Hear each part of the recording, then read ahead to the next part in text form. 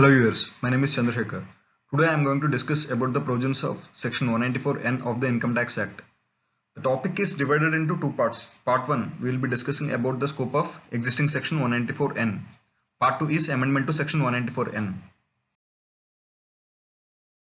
Now we discuss about Part 1, that is existing scope of Section 194N. In order to discuss cash transactions and to move towards cashless economy, a new section called 194N has been inserted under the provisions of Income Tax Act with effect from 1st September 2019.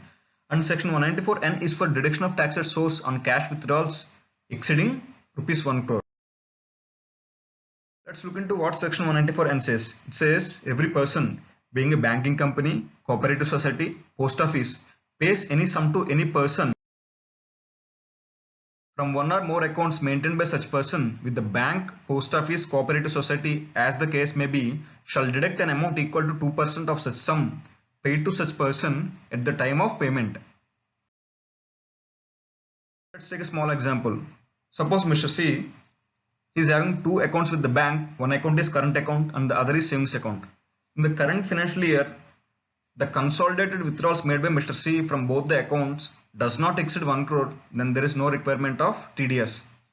Suppose Mr. C withdrawn 1.2 crores in the current financial year from both the accounts, then the payer, that is the banker in this case, has to deduct TDS at the rate of 2% on the amount of 20 lakhs, that is in excess of 1 crore. Coming to part 2, that is amendment to Section 194N. Section 194N has been amended by Clause 84 of Finance Act 2020. It shall be effective from 1st July 2020. What the amendment says? It says, suppose you are in financial year 2021 and for the three preceding financial years, that is 2017-18, 18-19 and 19-20, you have not filed income tax returns for all the 3 years, then the provisions of Section 194N will be applicable to you as follows. Your cash withdrawals in the financial year 2021 is up to 20 lakhs, then there is no requirement of TDS. If your cash withdrawals exceeds 20 lakhs and up to 1 crore, the rate of TDS is 2%. And your cash withdrawals exceeds 1 crore, then the rate of TDS is 5%. Then the next question comes to the payer is when to deduct. At what time TDS needs to be deducted. We'll take a small example. Suppose Mr. B is a regular taxpayer and he filed all his income tax returns. He withdraws an amount of 65 lakhs for the first time in the financial year, and in the next time in the same financial year he draws an amount of another 65 lakhs. Altogether he withdrawn 1.3 crores during the financial year. In this case the payer has to deduct TDS at the rate of 2% only on the amount of 30 lakhs, that is in excess of 1 crore. Let's take another case. Suppose Mr. B, he has not filed income tax returns for all the 3 preceding financial years, then there will be 2 cases. In the first situation, Mr. B has not filed all the 3 preceding financial income tax returns, and in the current financial year he withdraws an amount exceeding 20 lakhs and up to 1 crore. In the second case, Mr. B has not filed income tax return for all the 3 preceding financial years, and in the current financial year he withdraws an amount exceeding 1 crore. Let's take the first situation.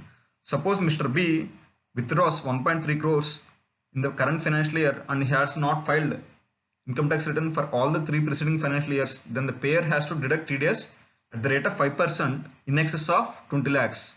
That is, the payer has to deduct 5% on 1.1 crore, which comes to 5.5 lakhs. Let's take the second situation.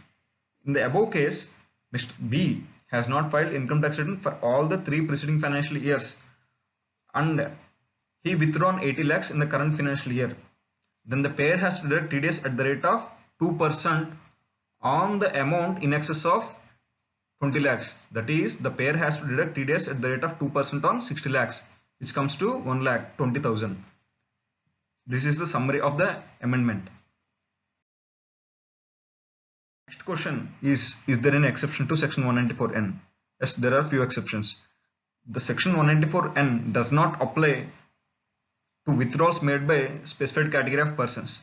So who are those specified category of persons? Are government bodies, banks including cooperative banks, business correspondent of a banking company, white label ATM operator of any bank, and any other person as the government may notify.